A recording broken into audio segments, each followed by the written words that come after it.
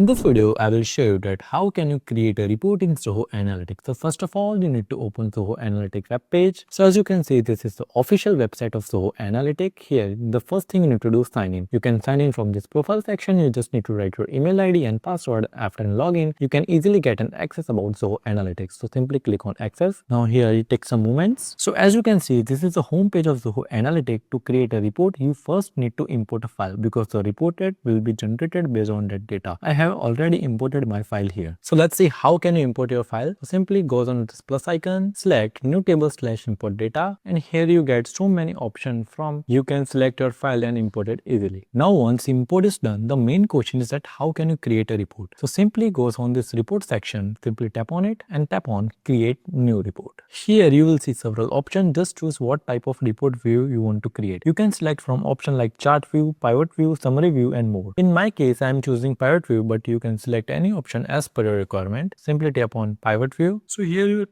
you will find three main sections: column, rows and data. You can simply drag and drop the field from the list into this section as per your requirement. So for an example, you don't even need to drag and drop manually. Zoho Analytics will arrange it for you automatically. You just need to tap on it and it will be added automatically. And if you don't know how to create a pivot view, just click on the how to create pivot view option below. It will guide you step by step. And here after selecting the column, simply tap on click here to generate pivot view. So as you can see, we have successfully created our report in Zoho Analytics.